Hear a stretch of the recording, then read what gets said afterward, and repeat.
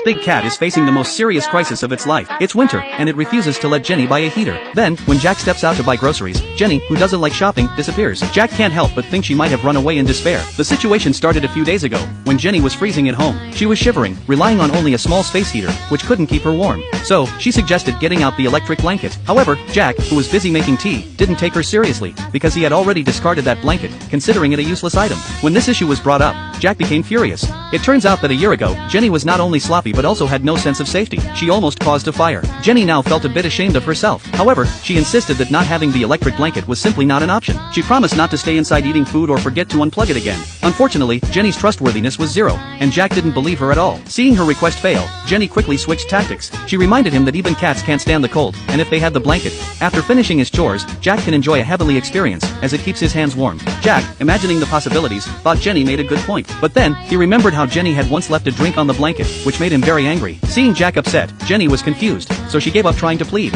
Instead, she resorted to shopping online to place an order. When the blanket arrived at their doorstep, even if Jack wanted to return it, he couldn't. But Jack had seen through Jenny's little trick and snatched the phone away, threatening to put it on a hot pan. Jenny, frightened, stopped trying to buy it. She then revised her plan. Her new strategy was to bribe Jack with something good. She decided to go out and buy catnip. Excited, Jenny pushed open the door and suggested they go to the supermarket together. But during her thinking, Jack had already left. On the other hand, Jack arrived at the supermarket and found a lucky draw event. If you brought 5 receipts, you got one chance to win a prize. The third prize was the electric blanket Jenny wanted. Jack, with hope in his heart, searched through his wallet and found 5 receipts. Unfortunately, he only won a consolation prize, a pack of tissues. When Jack returned home, the house was unusually quiet. He couldn't find Jenny in the bedroom or the bathroom. A feeling of unease quickly took over him. Worried, he rushed out to look for her, but as he opened the door, he collided with Jenny, who had just returned. Seeing her, Jack immediately hugged her and started crying. But when he saw the electric blanket in her hands, he was stunned. Jenny hurriedly explained that she had won it in the lucky draw. She usually never shopped at the supermarket, but a kind old lady had given her 4 additional receipts. With her extreme luck, Jenny had managed to win the blanket. Hearing this, Jack silently put away the pack of tissues. Then, after assembling the blanket, Jenny took out a can of food, trying to please Jack. Jack, still easily swayed by her attentions, softened. She also promised to take care of cleaning under the table from now on, so it would be fine for him to sleep there.